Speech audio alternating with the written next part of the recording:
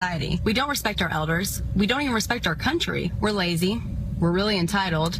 And we want to make a lot of money and have free education, but we're not really willing to put in the work. Over 1 million people shared it. It showed me that people did have a problem with what was going on. So I think overall, it's definitely been more in support of it than against it. I can't say that I'm perfect by any means, but there are millennials out there doing amazing things that are being proactive for the community. But then there's a lot of them, too, that aren't necessarily contributing much. They want everything given to them, and a lot of them are entitled. So it was kind of a call to action, telling them, like, guys, we need to prove them wrong. Let's do this together and be better for society.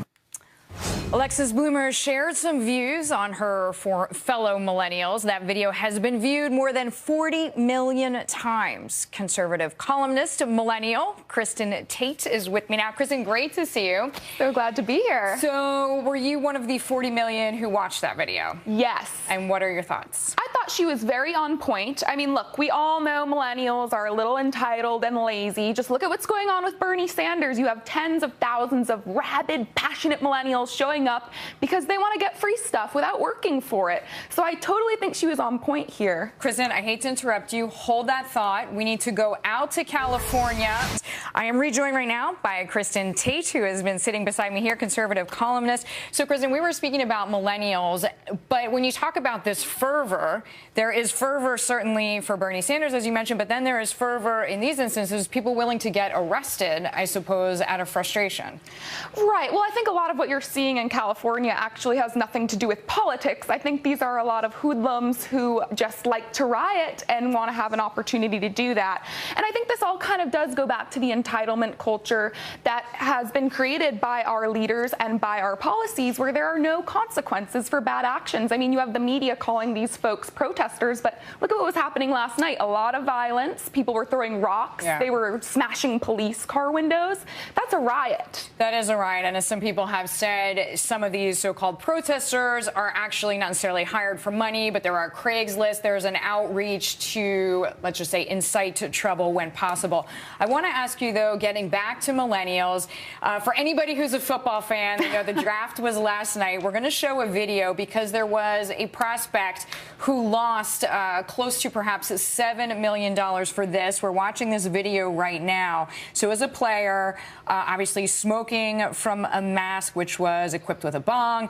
And this, he says, his own account was hacked and then just leaked minutes before the draft was supposed to start. So essentially, he was supposed to be like a top 3 draft pick. It really pushed him down the line. And yeah, some people saying it probably cost him millions of dollars and a credibility/branding issue for him going forward.